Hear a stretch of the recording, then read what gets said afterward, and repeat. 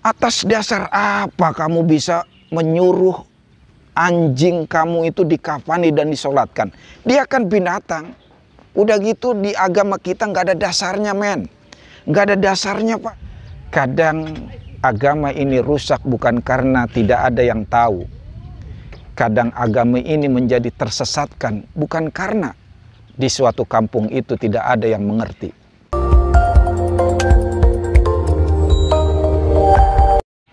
Assalamualaikum warahmatullahi wabarakatuh. Hamdan wa syukron lillah, salatan wa salaman ala rasulillah, amma ba'du. Sahabat taklim yang dimuliakan oleh Allah Subhanahu wa ta'ala, suatu hari ada peristiwa yang cukup menggemparkan di sebuah kampung yang bernama Situgunung. Pasalnya, sahabat taklim, ada seekor anjing mati di sebuah kampung tersebut. Yang menggemparkan dan yang menghebohkan bukan karena matinya anjing. Kalau matinya anjing sudah biasa, lumrah. Tapi yang bikin heboh adalah pemiliknya ngotot anjing ini harus dikafani dan disolatkan. Penduduk kampung menjadi gempar. Pro kontra terjadi, situasi cukup memanas dan meresahkan masyarakat. Akhirnya sahabat taklim, kepala dusun kampung tersebut memanggil seorang kiai kondang yang ada di kampung itu. Segeralah kiai itu dipanggil, kata singkatnya kiai itu datang ke TKP. Assalamualaikum. Waalaikumsalam warahmatullahi wabarakatuh. Jawab kompak para hadirin yang hadir di TKP. Mana pemilik anjing yang sudah dikafani ini?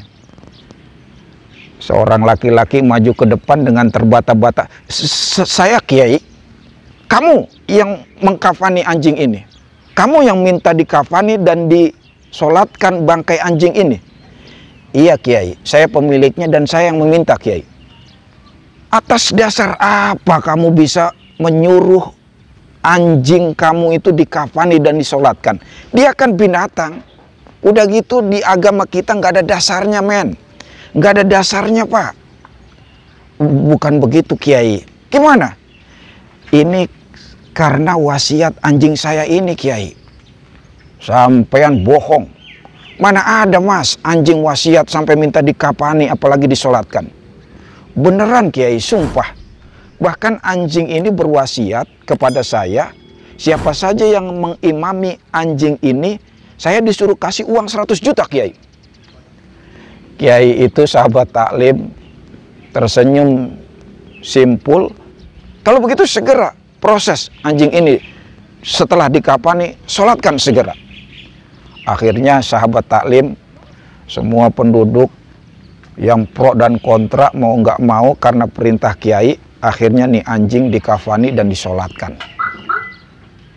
Setelah anjing itu dikuburkan, mereka bingung semua penduduk kampung. Akhirnya ada seseorang yang berani bertanya kepada kiai tersebut. Kiai, ada apa? Mohon maaf kiai. Kenapa kiai awalnya nggak setuju kambing ini disolatkan?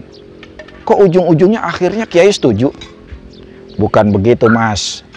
Setelah saya telisik, ternyata ini kanjing urutannya punya silsilah dengan nenek moyangnya, yakni anjingnya Ashabul Kahfi. Subhanallah. Sahabat taklim yang dimuliakan oleh Allah Subhanahu wa ta'ala. Kadang agama ini rusak bukan karena tidak ada yang tahu. Kadang agama ini menjadi tersesatkan bukan karena di suatu kampung itu tidak ada yang mengerti. Terkadang ada orang yang justru paham dan mengerti tentang agama, justru karena kepentingan duniawi, kepentingan sesaat, kepentingan berbagai hal yang bersifat sementara. Dia rela mengorbankan agamanya, dia rela mengorbankan akidahnya, dia biarkan lingkungannya tersesat sedemikian rupa. Inilah yang disinggung di dalam Al-Quran surat Al-Baqarah ayat 175. A'udzubillahi minasyaitonirrajim. Bismillahirrahmanirrahim. Ulaika alladzina ishtarau ad-dhalalata bil huda wal 'adzaba bil maghfirah fama asbaruhum 'alan nar. Mereka itulah orang-orang yang membeli kesesatan dengan hidayah dan membeli azab Allah dengan ampunannya. Maka alangkah beraninya mereka menentang api neraka. Sahabat taklim yang dimuliakan oleh Allah Subhanahu wa taala. Ada orang yang rela menggadaikan hidayahnya demi untuk membeli kesesatan. Ada orang yang rela mengorbankan ampunan Allah demi untuk membeli azab Allah. Nauzubillah, tsumma nauzubillah. Semoga sahabat taklim yang dimuliakan oleh Allah Subhanahu wa taala, kita senantiasa dibimbing oleh Allah Subhanahu wa taala sehingga bisa selamat dan bahagia di dunia, terlebih lagi di akhirat. Allahumma afiq ila aqwamit thoriq. Wassalamualaikum warahmatullahi wabarakatuh.